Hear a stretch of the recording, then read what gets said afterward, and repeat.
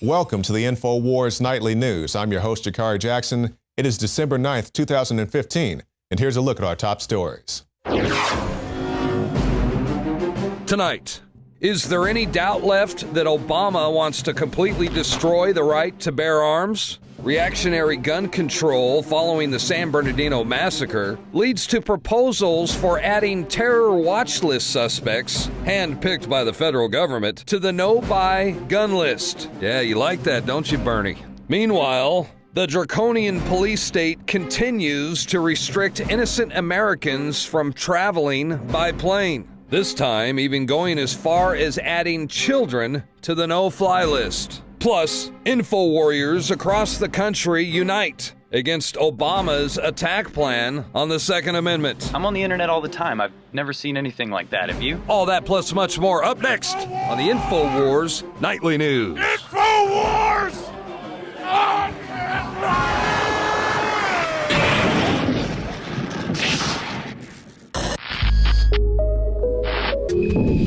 Really? Why can't she respond, Senator? Dr. Curry, you impugned her integrity. I think she's entitled. You are welcome to respond, Dr. I was basically called a denier, that I'm denying science. Did you read my written testimony? Are you aware that the IPCC and the consensus has no explanation for the increase of ice in the Antarctic? Are you aware that they have no explanation for the fact that the rate of sea level rise from 1920 to 1950 was as large, if not larger, as it currently is? Are you aware that temperatures have been warming for more than 200 years, and that in the 20th century, 40% of the warming occurred before 1950, when carbon dioxide was not a factor in the warming? Well, that's a very interesting exchange. What are your thoughts about that, Lynn? Well, I mean, obviously that was just very colorful. It's a 5-minute clip, actually, and you should watch it in its entirety. It's pretty funny, but basically you're seeing an exchange between climatologist Judith Curry and Massachusetts Senator Ed Markey, and they're basically fighting over what she, a climatologist, a scientist, he's basically saying, well, you're just saying it's God is doing everything. And she's like, I'm a scientist. And so this is basically what we're now seeing in the global politics as they're having this UN climate meeting, is that they're saying the science is settled, and scientists are really trying to get out there and say, no, it's not. And of course, so she brings up some pretty interesting points. And she was really upset about the fact that people are trying to discredit her views because she's a scientist. She's a climatologist. This is what she's based her life's work on. And basically they're trying to impugn her integrity there. And so this was a conservative author and columnist, Mark Stein. They're part of this hearing on climate science. It was called by Republican Senator Ted Cruz, and it features prominent scientists who are skeptical of the claims that humans are causing this global warming. And so she is basically taking all of her facts, all of her data from the Intergovernmental Panel on Climate Change, which is the very panel that the UN is using to justify the fact that humans are creating climate change. So she's saying, I'm taking their data and saying that they cannot explain the hiatus in global warming. And they just silence her and ignore her and say, there is no hiatus. And so, you know. Well, this is what we always see, Leanne, just like you were saying, they say that the debate is settled, the science has been proven. And I run into the argument a lot of times when I talk about things like this. They say, well, if people don't agree with it, why aren't they on TV talking about it? There are people who don't agree with it, but think about this. If you've been saying that it's exactly the way it is for all these years, are you really going to bring some guy on your show to debunk what you're saying? Exactly. Absolutely not. If you're really trying to push advance an agenda that is going to be global, you're not going to want people out there going to debunk what you're saying. And that's why the senator was trying to discredit her, saying, you're saying this is perhaps God-made rather than dependent upon something that is man-made and backed by science. And so that's the argument that they're using, as if nothing existed before man and science came along. Like God has never created anything. Right. And so, you know, I only took social sciences during college, and that luckily it wasn't socialist propaganda at my school. And I learned this is history. The earth has purged itself at least 7 times throughout the history of the earth. It just happens. It gets very cold, it gets very hot, and we are long overdue for this to happen again. And what we have now are globalists who are taking advantage of the fact that this is going to happen. And they're already pushing it because now the UN has announced they're organizing a civil society. It's basically being called a tsunami PR campaign. So they're going to be pumping all of this propaganda out there, and anyone else who has any voice that will counter this is obviously going to be made fun of, and they're going to be now told that they do not belong as a part of the civil society. And the Pope's already kind of getting in line because he's projecting images of panda bears and things like that on the Vatican. Yeah, of course, polar bears can't swim and all, all this silliness. Yeah. Well, thank you so much, Leanne. Get ready for that. Now, as we're talking about climate change and climate summit, we recently saw Obama out there saying that we know these terrorists are out here doing all these terrible things because of climate change. Completely ridiculous. They're blowing up churches because you keep giving them grenades. They're killing people because you keep sending the CIA over there to fund them. But that's another story. Now let's talk about Obama no-fly list. It also should be the no-gun buy list, according to him. Obama's no-fly, no-buy violates the Second and Fifth Amendments.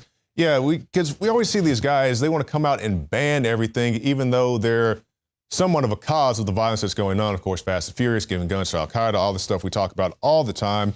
And Obama isn't the only person who is making these type of statements. Rahm Emanuel, the Chicago Don, as I would refer to him, made a similar statement many years ago. Because we need somebody in the Oval Office that moves this Congress. We had an election about change. People are clear about the special interests. They are tired of that gridlock that special interests cause in Washington.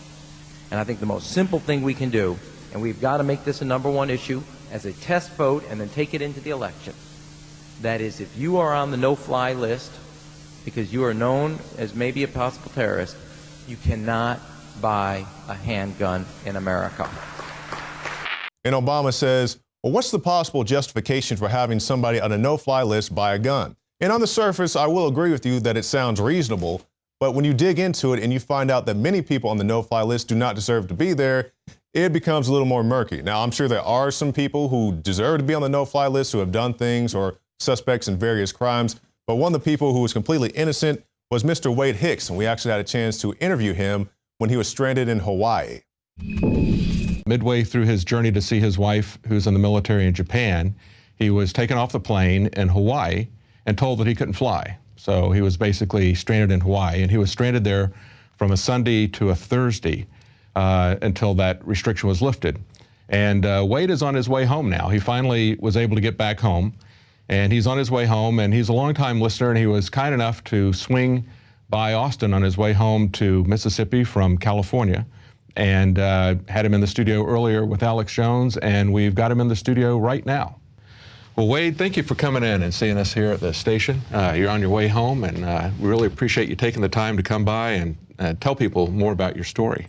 You know, it's the sort of thing where a lot of people's instinct would just be to kind of hunker down and try to keep a low profile and just hope that this goes away, but you kind of met it head on, and that's a good thing to do. Well, that's the thing. If you're in that type of situation, you have to keep your head screwed on straight, don't get emotional, and just do whatever you know or what you think is the best thing to do. And for me, it was going to the media, going to my friends, because those were really the only people that were going to be able to help me. The government wasn't going to do anything to help me. They were just doing their whole bureaucratic nightmare stuff. So I could have been there 3 months had I not been as proactive as I was trying to get this story out. That's right, and they still, to this day, have not given you any information as to why you were put on the list or what your current status is, whether you're on the list or whether you're off of the list, right? No, they've never, I've asked for it in writing. They've never given me anything in writing to say that I was on the list. They never gave me anything that says I was off the list. And it completely throws everything we know about the Constitution and due process out the window. Yeah, it's a very dangerous situation, not just for you, but for everybody. Because when the government can secretly accuse somebody of something, you still have no idea what they thought was wrong. And they won't tell you when they can secretly accuse you and then secretly impose penalties on you. They can do that to anybody. I mean, well, absolutely. And what's really scary is there's a lot of members of the military that their spouses do use military aircraft to fly space available when they're on deployment to go meet their loved ones that are deployed. And that's what I was doing. I was going using a travel authorization from the military to go see my wife. And, you know, if I could be stopped mid-flight, put on a no-fly list, and detained in Hawaii, basically indefinitely until they decided to let me go, this could happen to any military member's spouse or children even. And that's something that's extremely alarming, that they're going after not only people that are outspoken like myself, but going after military spouses and military members directly, basically saying, oh, well, you know, you're questionable, so you can't fly because we said so. And that's just one story, but we have many, many more, actually more than we have time to go through on our broadcast. But first, I want you to meet little Mikey. Now, this was New York Times article a few years ago. He was age 8, and they had him on a terror watch list. Now, to be fair, no 8-year-old is actually on the no-fly list, and you can see him right there in his Boy Scout uniform. But he had a similar name or birthday or, you know, place of birth, some type of identifying characteristic that made him pop up on the flag. And you would think that somebody would have the state of mind to realize that this 8-year-old Boy Scout is not an actual terrorist, but they didn't. They kicked him off the flight, delayed the flight, whatever they did to inconvenience this young man. And it makes me think, as we continue to beef up these watch lists and these security lists, when young Mikey becomes 16 and he wants to go get a job, are they going to bar him from employment because he's on a watch list? When he wants to join the military or go buy a firearm or some other thing that requires identification, or they can say, no, you can't do that because you're on a terror watch list. And people say, well, of course, they'll be able to identify him later on that he's not an actual terrorist. But my argument to that is, if they would kick the boy off a plane, equating him with some type of elusive international terrorist, I'm pretty sure they'd still consider him to be a terrorist when he becomes more of a fighting age young man. And Mikey isn't the only one. We also have TSA toddler terror. Now, this is a family that was marched off a plane because an 18-month-old was on a no-fly list. And the family said that they were humiliated, embarrassed, and picked on, and said that they had to wait for the TSA to get around to servicing them. Another example of the mighty, mighty TSA. I'll say a real quick TSA story. I may have told this one before. I have countless ones. Every time we go on a trip, I encounter another one. But I think it was the last trip we went on. I got pulled over by the TSA. They had to dig through my bag. You know, we carry camera equipment, and they act like they've never seen a microphone before. So they're pulling out, they're digging through all my stuff, and eventually what the guy comes down to, he throws away my toothpaste and my eye drops, you know, because all terrorists walk around with toothpaste trying to blow people up. So that's one of my more recent TSA stories. But they don't just come after guys like me who have a bag full of wires and microphones. They're actually coming after airline pilots, the people who fly your plane. You guys recall, it was a few years ago, the TSA would say, hey, we're going to start checking all pilots before they get on the planes. And the pilot said, you trust us to fly a plane full of hundreds of people who we have their lives in our hands, but you don't trust us to get past your airport screenings. They said, no, we're not going to fly your airplane. They said, okay. You guys can get by without going on the screening. But it's airline pilots, lawyers, and children on the terror watch list. And they say a commercial pilot can carry a gun in a cockpit, yet his name appeared on the terror watch list. Completely ridiculous. I just don't know what is going through the minds of these people who are supposedly vetting the people who are on these terror watch lists. Now, luckily, they have implemented a new type of counter argument, I guess you would say, to where if you do appear on the watch list, you can send in some type of form or discrepancy and try to get your name off of it. But good luck on that altogether. And it was also came out in the news, it was this week, last week, I think it was 72 DHS employees appeared on the terror watch list. So I wonder if Obama is going to ban those people from flying. I seriously doubt it, but one can only hope. Now, as we're talking about Obama, let's talk about Obamacare. And this is CNBC. NBC, the network that loves Obama, is actually covering Obamacare penalties, and they're saying that they're much larger than you actually think. A new report underscores what they call a key area of uncertainty, the extent to which higher Obamacare penalties will prod uninsured people to sign up for coverage. And it says households that opt out to go without health insurance in 2016 are set to get hit with an average Obamacare fine of $969, basically $1,000 for being uninsured, which, I mean, to each his own. Personally, for me, if I had insurance right now, I'd be paying, $200 a month with a $5,000 deductible, which is to say I'd have to pay at least $5,200 to have somebody fix my broken leg or whatever. I could probably just pay that cash if that did happen. So for me, I don't like these penalties for that reason. If you have family, I understand you got kids and you may not want to take that risk. But, the Obamacare screw job, as I would call it, isn't the way to go. There are also other things out there, Samaritan Ministries, I think Liberty Shield or something to those effect. I don't use those, so just ones I've heard about. So use those at your own discretion. Definitely look into it if it's something that you're interested in. Now, a sheriff here in Texas, as many sheriffs are here in Texas, are interested in people keeping their right to bear arms, because it's here in Texas, it's in Milwaukee, it's in Detroit, where the police chiefs and sheriffs are saying, hey, I want you to have the means to defend yourself. And this gentleman from Hugh Spring County, Randy Kennedy, uploaded a video to Facebook defending law-abiding citizens and their ability to own firearms. What I'm asking all of my citizens to do, all my law-abiding citizens, I am asking you to help me and our fellow law enforcement officers by arming yourselves. I want you to get a carry permit. I want you to learn how to use your weapon properly, safely, so that they don't fall into the hands of children. We have terrible accidents with children, but I do want you to arm yourselves. And we'll end our segment tonight with a story about why you should be able to carry a firearm. Suspect gets shot in the gut after following nightclub worker home. So basically, this is a situation where a couple guys, they wanted to go to a bar, but it's a private party. So the guy said, hey, you guys have to come back tomorrow. They didn't like this very much, so they decided to follow the employee home. You know, we're getting a little physical. The employee pulls out a firearm and defends themselves against the 5 other attackers. So that's the equalizer right there. 5-on-1, you pull out your firearm, you're able to defend yourself and live to see another day. Now, coming up later on in our show, we'll have a special report from John Bound documenting this type of thing, why you should be able to have a firearm, and also Tucker Carlson with the hot topics of the day, and Dr. Group explaining how you can survive the holidays without putting on a lot of weight. Stay tuned. This is the InfoWars Nightly News. And here's an excerpt from today's Alex Jones Show, where Tucker Carlson made an appearance. Are they really on their last legs? I mean, I know you're on Fox. I wouldn't call it dinosaur media because it's at least somewhat conservative, and so it has a big audience. But the others don't have audiences. They're facades. I mean, I can turn on a Facebook mentions at home and get 1.5 million viewers anytime I want. Their biggest show doesn't have 500,000. So when does the zombie finally fall down and die, or can it not die because it's already dead? Tucker Carlson. I've never heard it put that way, but I love it.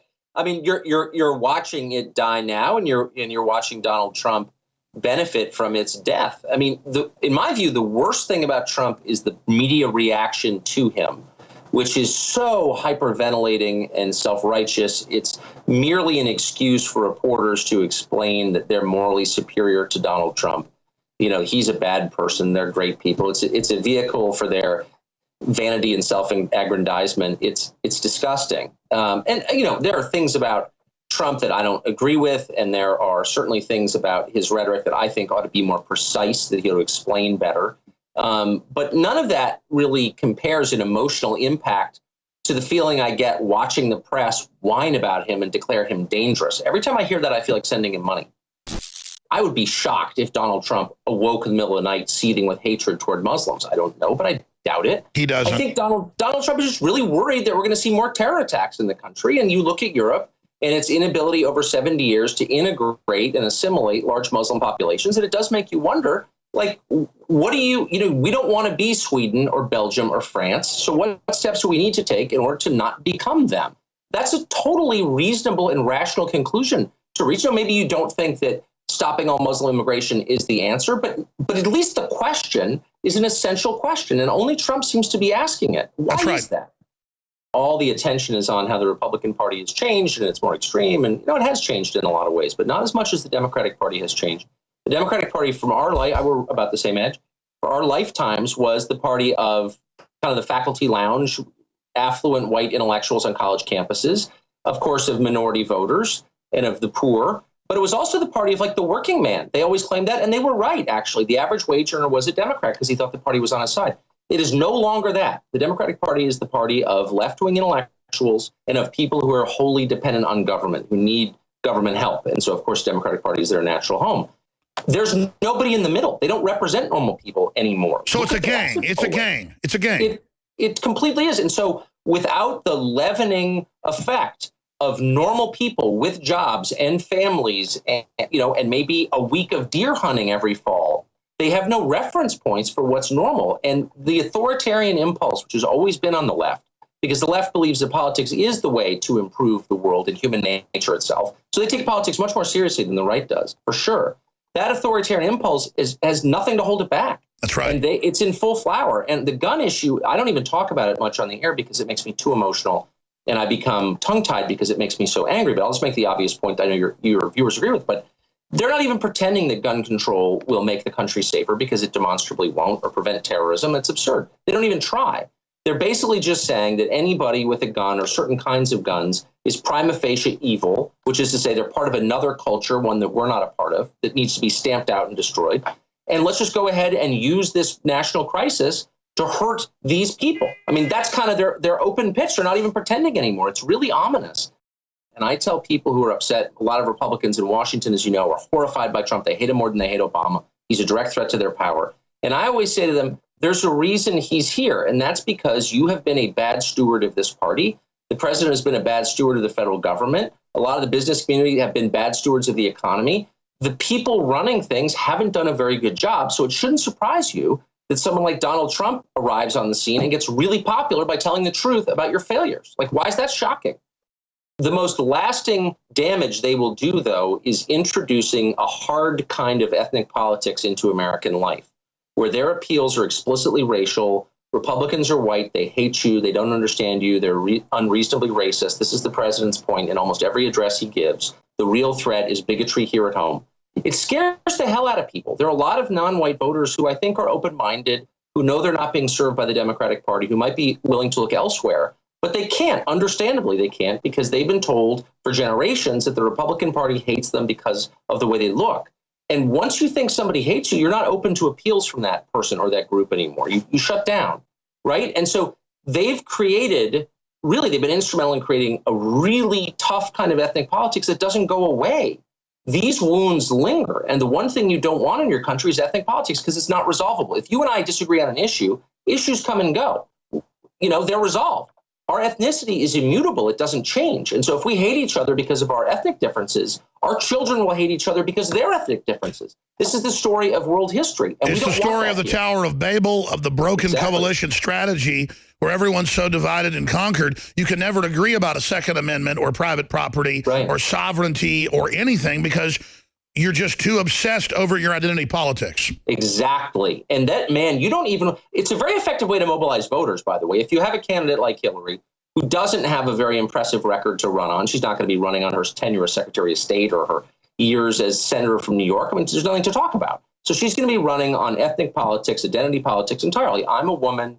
My opponent is not. You're mad at your ex-husband, vote for me. Or it's time to give a woman a shot. And they're the white party. You resent them. They have things that are rightfully yours. Vote for me. Boy, that works. I mean, it'll probably get her elected, or it could get her elected in any case, but it will have effects that our grandchildren will be living with and that are very unhappy and very dangerous. What's so funny is they're in a lather this morning about the idea that he might run third party. Here's a newsflash. He already is running third party. He's already broken with Republican orthodoxy on economics. He's attacked the hedge fund people. He's broken with them on foreign policy. He's pointed out the Iraq war was a disaster. That's not allowed, but he did it anyway. He's being attacked by the head of the RNC. He's hated by donors. He's hated by lobbyists. He's hated by the entire Washington establishment and the other candidates. Or some of them say they won't vote for him. He's incredible. Actually he's not running as a Republican. Here's a newsflash, and maybe that's why he's succeeding. Because and again, I've always kind of voted Republican because I don't see a choice. But the truth is the Republican coalition for 40 years has been a combination of libertarian economic policy and neoconservative foreign policy, and neither one has worked for a lot of people in the middle of the country. That's just the truth. Trump is radical because he's not tied to anyone. So take, for example, carried interest. It's a loophole in the tax code that allows some people in the finance business, hedge fund managers among others, to take their income as investment dividends. In other words, they pay half the tax that the rest of us wage earners pay. Now, this is obviously wrong. They won't even defend it in public. I'm pro-capitalist and I'm opposed to it. It's indefensible. And yet 7 years under the Obama administration, a supposedly radical left-wing redistributionist administration, they've allowed this to remain in the tax code. They've never gone after it for 7 years. OK, it took Donald Trump to stand up, a billionaire, obviously a beneficiary of capitalism, to say this is totally unfair. You can't be tax exempt when housewives and working mothers and people are paying 20% tax. You can't be tax exempt, bozos. There's not going to be an economy if you keep setting the playing field where it's crooked. Exactly. But I think people underestimate how radical it is for the Republican frontrunner to say this, or even to make an obvious point. You know, he's not attacking our soldiers or even Bush or Cheney. He's just pointing out, look, the Iraq war didn't go that well. And would you do it again? Of course not. That's a stupid question even to ask. And yet he was the only one in the Republican field who would say something that obvious. Not all change, all change is a mixed blessing. Some of it is good.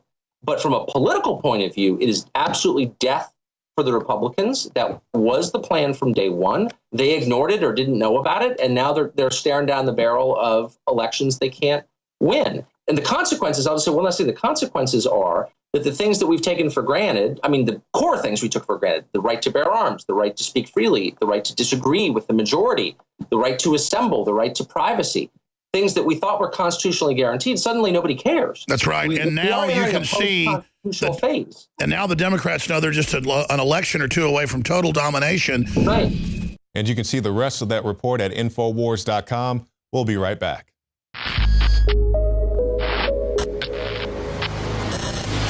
All right, we're going to cut this segment short because I understand we have an urgent phone call right now from Admiral Akbar of the Rebel Alliance. Admiral, thanks for joining us. You know, we were just talking about the internet kill switch, and Barack Obama, you know, he just said that he thinks we should hand power of the internet over to the federal government. Like, that sounds like a scary thought. And Obama says it will be used fairly and distributed equally. What do you say to that? It's a trap. What happened? Did we lose him?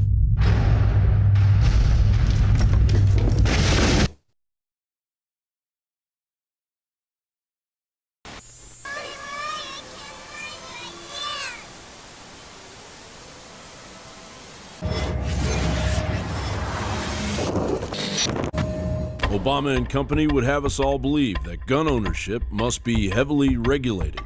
These comments stem from a fabricated culture of fear to be believed by our Big Daddy government.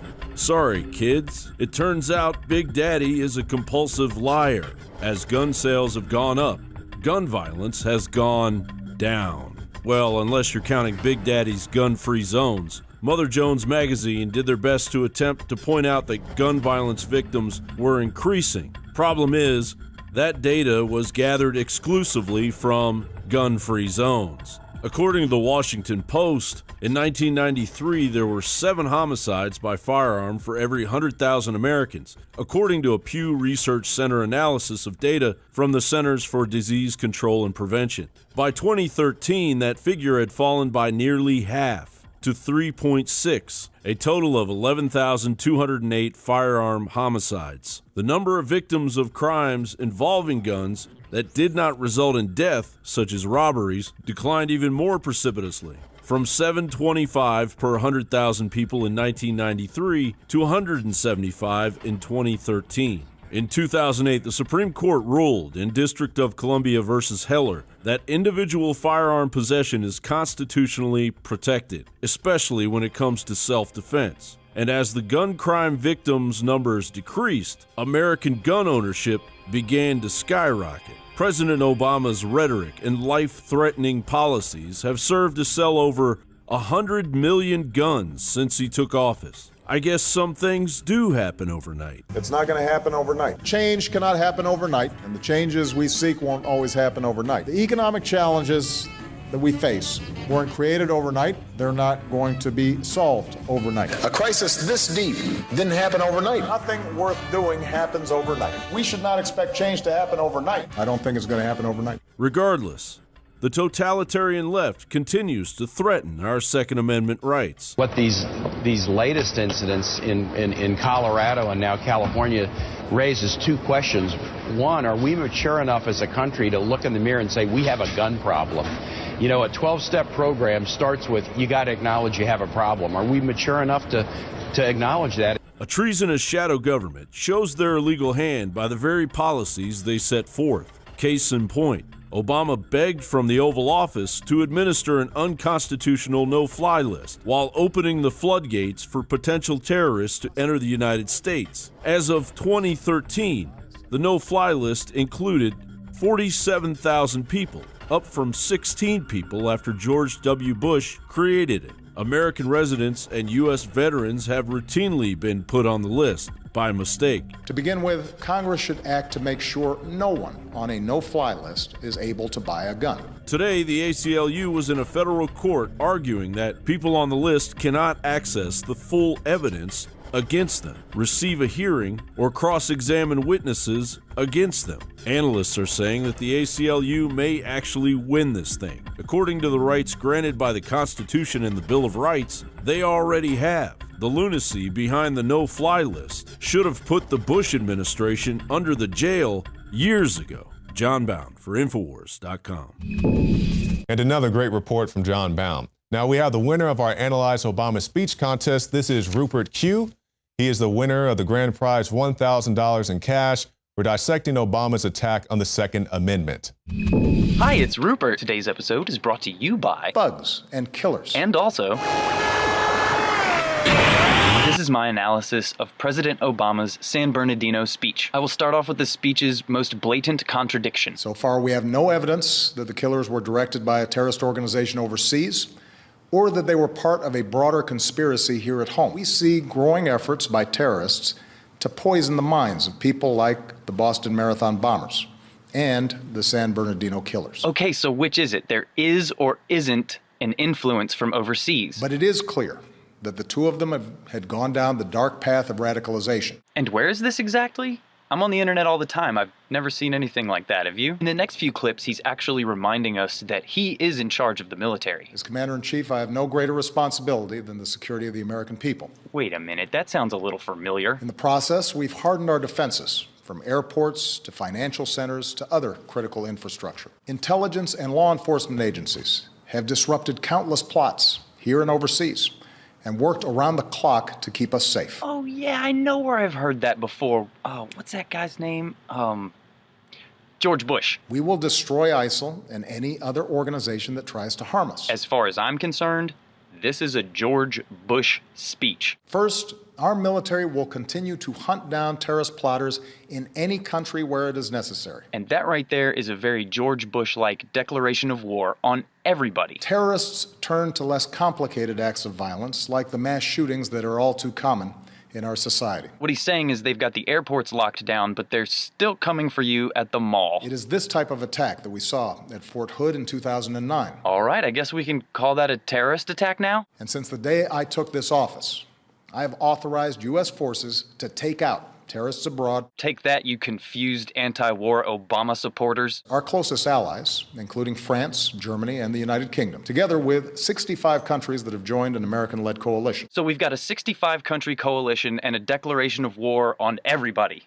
Can we just go ahead and call this World War III yet? We will continue to provide training and equipment to tens of thousands of Iraqi and Syrian forces. I got a better idea. Why don't you try providing people here with training and equipment? To begin with, Congress should act to make sure no one on a no-fly list is able to buy a gun. Really? How is the no-fly list now not the no-gun list? I think we should add a third random thing to the list, like tacos. Hey man, you want to go get Mexican food? Nah man, you know I can't. I'm on the no taco list. We should put in place stronger screening for those who come to America without a visa. Raise your hand if you didn't know you could do that. So that we can take a hard look at whether they've traveled to war zones. Oh, just ask them. I'm sure they'll tell you. Now, even though earlier this week some guy was like, "This guy is such a total pussy." The president is doing something that I don't remember George Bush doing. He's actually asking for a declaration of war. If Congress believes, as I do, that we are at war with ISIL, it should go ahead and vote to authorize the continued use of military force against these terrorists. We should not be drawn once more into a long and costly ground war. That is code for they're going to spend a lot of money on technology and they are going to bomb the crap out of some people. Then I can't help but feel like he's proselytizing for Islam a bit. We cannot turn against one another